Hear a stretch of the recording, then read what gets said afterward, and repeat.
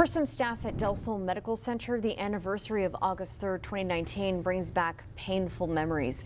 It was a day they couldn't fully prepare for and when they hoped would never come.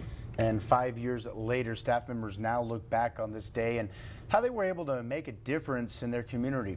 ABC 7's Brianna Pettis filed this report.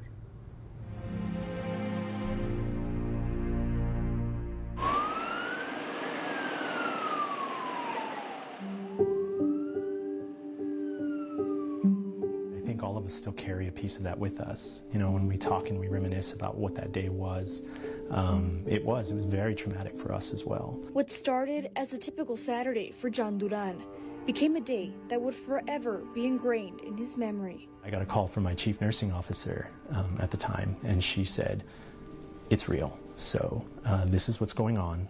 There is a mass casualty at the Walmart. There's an active shooter, and we're going to need to respond." 11 people were taken from the Cielo Vista Walmart to Del Sol Medical Center, just 3 miles away. Del Sol is a trauma center. We're used to getting patients that are very, very sick or have had some kind of a traumatic event like a motor vehicle accident or a gunshot wound. It was that they started coming one right after the other, right after the other. And so we knew, obviously, outside of being told, that this was severe. Duran says they had frequent mass casualty trainings. He says they knew how to react, but never thought it would happen. And it was really an amazing thing to see all of that play out the way that it does, because we trained for it. We knew what we were doing. Did you ever think that with all this training of these mass casualty trainings, you would ever think it would actually happen here? I don't think so, no. I don't think anyone was really prepared for that day, and nor did anyone ever think that that was going to happen.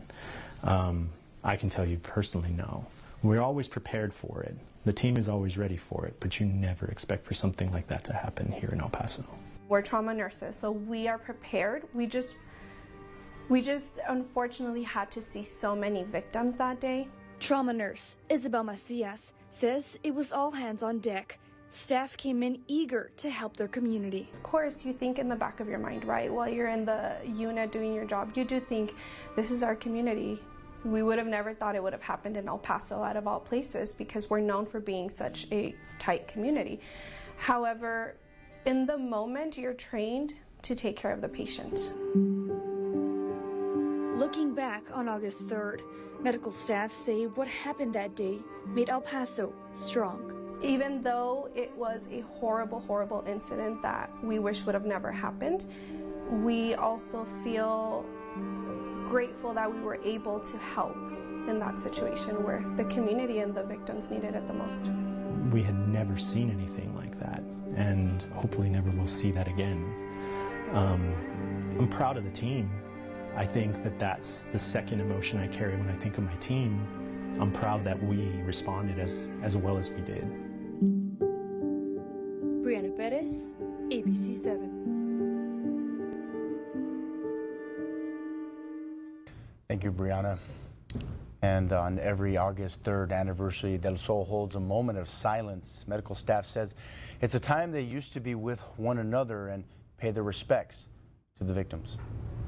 Congresswoman Veronica Escobar released a statement on the 5-year anniversary of August 3rd, ahead of it anyway. She said in part, quote, "As one of the cities with the largest foreign-born populations in the U.S., I know our multicultural roots and upbringing remain the foundation for the love, care, and beauty that makes up our tight-knit community.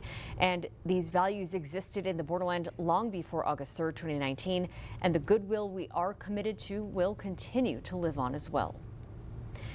Today, the White House shared letters written by President Joe Biden and Vice President Kamala Harris. They wrote about the lives lost in El Paso 5 years ago on August 3rd and wanted to address survivors and victims' families. The president said, quote, "Even after years have passed, milestones like this can bring you back to how you felt in the moment you lived your worst nightmare I want you to know that you remain in my prayers, end quote. And the vice president shared this message, quote, El Paso, you have shown incredible resilience and strength after suffering unimaginable pain. Please know that you are not alone. Our entire nation is with you today and always, end quote. Join us tomorrow on ABC 7 at 5, 6, and 10. We will be live from the Healing Garden to honor the lives lost. And you can also watch the live stream of the ceremony at kvia.com. It starts at 6:30.